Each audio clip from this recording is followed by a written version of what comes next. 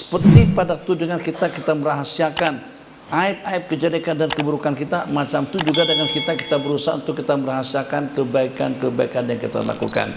Kita sembunyikan, malu, nampak alim, tapi pada masa yang sama lakukan benda haram.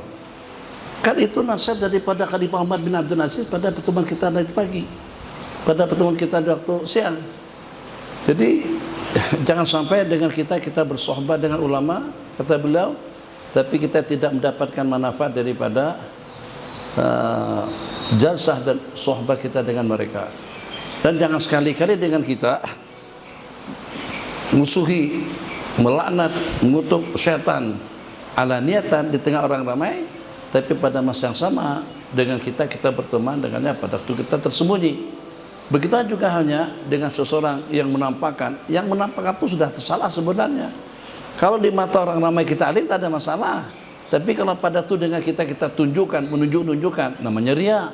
Itu namanya riya, sum'ah dan ujub.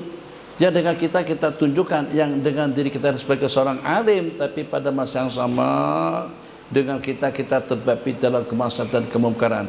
Jadi di situ ada 3 kesalahan.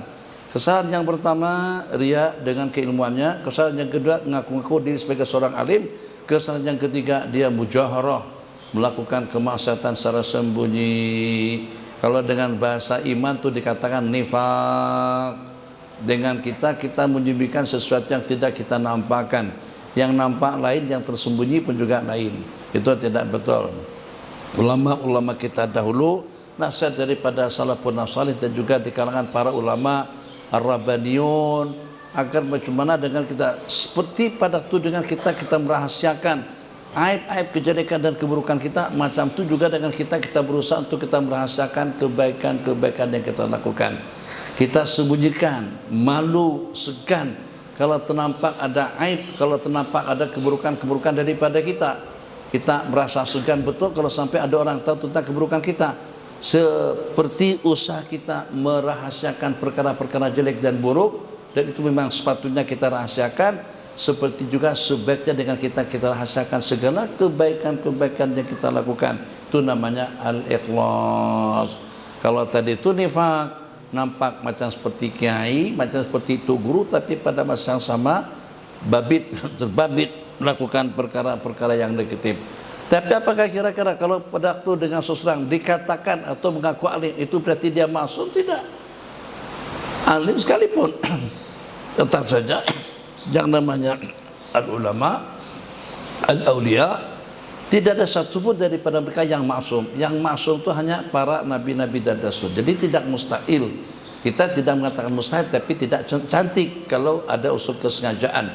Gimana kira-kira dengan bisikan dan sudah juga dengan godaan syaitan, sehingga sampai dengan seorang alim, dengan seorang wali Allah Jalla Jalaluh terbabit dalam perkara mungkar, terbabit dalam kemaksiatan. Imam Junaid ditanya seperti itu, apakah mungkin dengan seorang wali terlibat dalam hubungan di luar nikah? Mungkinkah dengan seorang wali itu berzina? Beliau pun terperanjat dengan pertanyaan yang ditanyakan.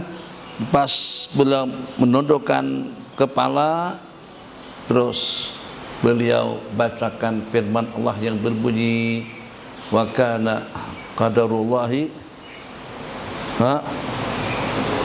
qadaran maqdura.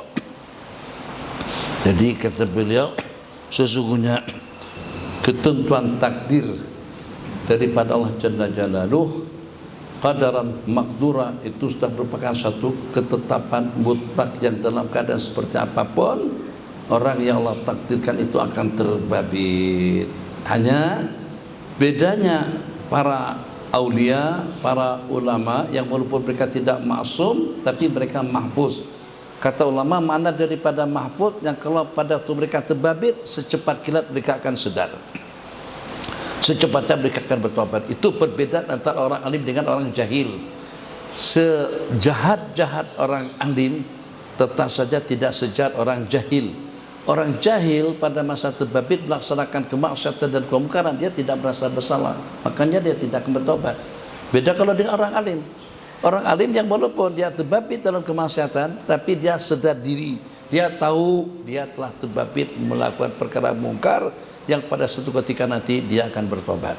Jadi akan kita harapkan tobat inabah, taubatan wa inabatan daripada seorang alim karena dia tahu hukum hakam, tapi tidak demikian hanya dengan orang yang jahil apabila terbabit melakukan kemungkaran. Orang jahil yang tidak tahu tentang hukum hakam, mereka tidak merasa bersalah.